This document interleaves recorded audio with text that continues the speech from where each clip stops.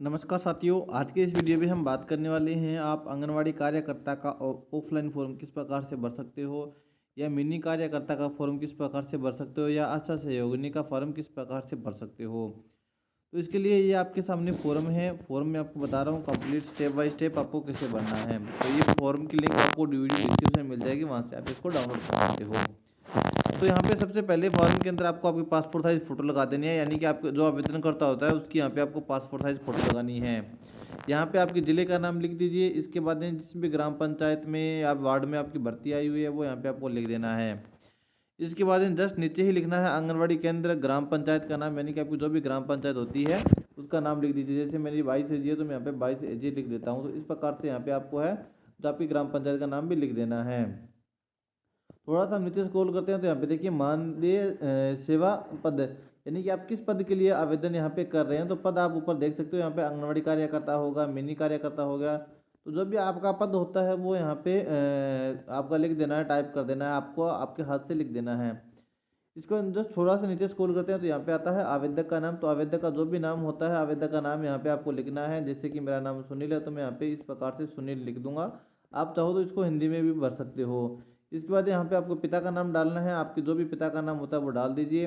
इसके बाद अगर आप विवाहित हो तो आपके पति का नाम डालना है। इसके बाद आपका पत्राचार का एड्रेस डाल देना है, यानी कि जो आपके आधार कार्ड के अंदर डॉक्यूमेंटों में जो आपका एड्रेस है वो यहाँ पे आपको डालना है। जस्ट थोड़ा सा नीचे स्क्रॉल करते हैं तो यहाँ पे आपका मोबाइल नंबर आपसे मांगा जाता है। तो मोबाइल नंबर यहाँ पे लगाना बहुत ज़रूरी है। मोबाइल नंबर के बिना यहाँ पे कुछ नहीं होने वाला है। जस्ट इसके बाद ही आपसे यहाँ पे आपकी ईमेल आईडी मांगी जाती है। तो जो भी आपकी ईमेल आईडी होती है यहाँ पे आपकी ईमेल आईडी डाल दीजिए। इसके बाद जन्म दिनांक डाल दीजिए। इसके बाद जस्ट नीचे ही जन्म दिनांक आपको आपसे बोला जाता है कि आप आपकी उम्र भरिए, उम्र माह कितनी है। विज्ञप्ति जारी होने अथवा करने की तिथि के आधार पर, यानी कि जैसे कि मान लीजिए आज विज्ञप्ति आई है तो आज के आधार पर डेट का कैलकुलेशन किया जाएगा। जैसे थोड़ा सा नीचे स्क्रॉल करते हैं तो इसके बाद आपकी कैटेगरी आपसे पूछ जाती है आपकी कौन सी कैटेगरी में आप फॉर्म भर रहे हो। जैसे कोई अनुसूचित जाति 80 के अंदर हो गया, अनुसूचित जाति 80 के अंदर आ गया, अल्पसंख्यक के अंदर आ गया, ओबीसी के अंदर आ गया, सामान्य वर्ग में आ गया, एमबीसी आ गया, या फिर आर्थिक पिछड़ा वर्ग ईडब्ल्यूएस के अंदर आ गया। तो इनमें से अगर कोई है तो वो भी फॉर्म भर सकता है। और आदिम या घुमंतु जाति के अंदर आता है तो वो उस पर टिक लगाइए, टिक लगाइए। और टिक लगाने के बाद में यहाँ पे ऐसा नहीं है कि यहाँ पे आपने टिक लगा दिया तो आपका फॉर्म इसी कैटेगरी में भरा जाएगा। यहाँ पे आपको आपकी जाति का जो डॉक्यूमेंट होता है वो भी यहाँ पे आपको अटैच करना पड़ेगा। इसके बाद आपको बोलता है कि आप विवाहित हैं या परित्यक्ता हैं तो तलाकशुदा हैं, अन्यथा आपको जो भी कैटेगरी होती है वो कैटेगरी यहाँ पे आपको सेलेक्ट कर देनी है। जैसे यहाँ पे चेक बॉक्स पे से क्लिक कर देना है। इसके बाद आपसे बोला जाता है कि आपकी विवाह की जो भी दिनांक होती है यहाँ पे आपकी विवाह की दिनांक डाल देनी है। जिस तारीख को आपका विवाह प्रमाण पत्र जारी किया गया है उस पर लिखी होगी आपकी विवाह की दिनांक क्या है, वो यहाँ पे डाल देनी है। और जितना नंबर आप डॉक्यूमेंट लगा रहे हो, जैसे यहाँ पे आप 2 नंबर लगा रहे हो तो यहाँ पे आपको 2 नंबर डॉक्यूमेंट है जो लिख देना है। यहाँ पे आपको सिर्फ 2 नंबर लिख देना है। थोड़ा सा नीचे स्क्रॉल करते हैं तो यहाँ पे लिखा गया है शैक्षणिक योग्यता। यहाँ पे ये डिटेल है जो आपको बहुत ज़्यादा ध्यान देने वाली है। बहुत से केस ऐसे आएंगे जिसमें 8वीं की मार्कशीट अगर किसी के पास में नहीं है तो ये डिटेल डालनी कोई ज़रूरी नहीं है। सेकेंडरी यानी कि आपने 10वीं कौन से सन के अंदर किया है वो यहाँ पे डालना है, कौन से बोर्ड से किया है यहाँ पे डाल देना है। विशेष विवरण में कोई भरना आपको जरूरी नहीं है, विशेष विवरण आप यहाँ पे खाली छोड़ सकते हो। इसके बाद दिया गया आपकी हायर सेकेंडरी क्या है, तो हायर सेकेंडरी जो भी होती है हायर सेकेंडरी डाल दीजिए। एनटीटी अगर आपने किया हुआ है तो एनटीटी का कोर्स भी आप यहाँ पे डाल सकते हो। जैसे कि किसी बहुत से ऐसे हैं जिन्होंने कोर्स कर रखे हैं, एनटीटी का कर रखा है, सीईडी सी का कर रखा है, जो भी कोर्स आपने किया है वो डाल दीजिए। उसके बाद आपने बीए कौन से वर्ष में किया, कौन सी यूनिवर्सिटी से किया है, एमए कौन से आपने विश्वविद्यालय से किया है और कौन से वर्ष में किया है वो यहाँ पर डाल दीजिए। अगर नहीं है तो कोई ज़रूरी नहीं है, अगर आपके पास में है तो डाल दीजिए। जितनी ज़्यादा मतलब आपके पास में क्वालिफिकेशन है, योग्यता है, आपको डालने में बहुत रहेगा। इसके बाद RSCIT किया है, RSCFA किया है या PGDC किया, जो भी क्वालिफिकेशन किया वो डाल दीजिए। ANM GNM IMS नर्सिंग अगर आपका किया हो तो डाल दीजिए, अन्यथा इसको खाली छोड़ दीजिए। अन्य का आपने भी कोई भी कोर्स किया है तो यहाँ पे आप डाल सकते हो। अगर आपके पास में कोई है तो यहाँ पे आप डाल दीजिए। इसके बाद दिया गया है कि आपको अगर काम का अनुभव है तो यहाँ पे आपको अनुभव प्रमाण पत्र साथ में अटैच कर देना है। अगर नहीं है तो आप इसको खाली छोड़ सकते हो। अन्य विवरण अगर आपके पास में कुछ है तो यहाँ पे डाल दीजिए, अन्यथा ये भी जरूरी नहीं है। थोड़ा सा क्योंकि हमें दिया गया है कि BPL, अगर आपका राशन कार्ड BPL है तो यहाँ पे BPL पे टिक करना है। अगर खाद्य सुरक्षा में जुड़ा हुआ है तो आपको खाद्य सुरक्षा वाले ऑप्शन पे टिक करना है। जिसमें जुड़ा हुआ है वो यहाँ पे आप टिक कर दीजिए। उसके बाद जिस तारीख को आप आपका फॉर्म सबमिट कर रहे हो वो तारीख यहाँ पे आपको डाल देनी है।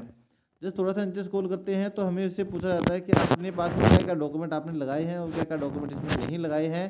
जैसे कि हम यहाँ पे बात करें अधिकतम शैक्षणिक योग्यता संबंधी अनुतालिका, तो हमने यहाँ हाँ कर देते हैं, और वह प्रपत्र संलग्न संख्या जो भी आपकी होती है 1 नंबर 2 नंबर 3 नंबर वो यहाँ पे आप डाल दीजिए।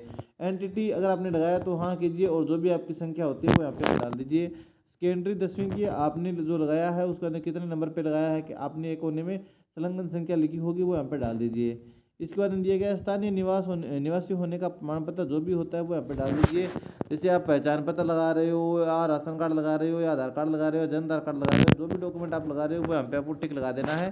अगर आप सभी लगा रहे हो तो यहाँ पे आप सभी टिक लगा सकते हो अगर आपके पास में अवेलेबल है तो। विवाह प्रमाण पत्र हाँ हो गया, और कितने नंबर पे आपने लगाया वो डाल दीजिए। जाति प्रमाण पत्र पे हाँ कितने नंबर पे लगाया वो डाल दीजिए। अगर आप गुमंतु है तो डाल दीजिए, नहीं तो इसको यहाँ पे कुछ नहीं करना है, खाली छोड़ देना है। अगर आपके पास में विकलांग सर्टिफिकेट आपने कुछ लगाया तो हाँ कीजिए, डाल दीजिए, अन्यथा यहाँ पे आपको नहीं करना है। अगर आप विकलांग नहीं हो तो यहाँ पे आपको कुछ नहीं करना है। जस्ट थोड़ा सा नीचे दिया गया है जीएनएम आयुर्वेदा नर्सिंग का अगर है तो हाँ और डाल दीजिए कितने नंबर पे है। आरसीए टिक किया हुआ है तो हाँ कितने नंबर पे डाल दीजिए। कार्य अनुभव अगर है तो यहाँ पे हाँ कीजिए और डाल दीजिए, और अगर बीपीएल है तो हाँ करके और आपको डॉक्यूमेंट साथ में आपको अटैच करने हैं। जस्ट थोड़ा सा हम नीचे स्क्रॉल करते हैं तो जो आवेदन करता होता है उसका यहाँ पे आपको साइन करवा देना है। जिस तारीख को आप आवेदन कर रहे हो वो तारीख यहाँ पे आपको लिख देनी है, आपके हाथ से यहाँ पे तारीख लिखनी है आपको।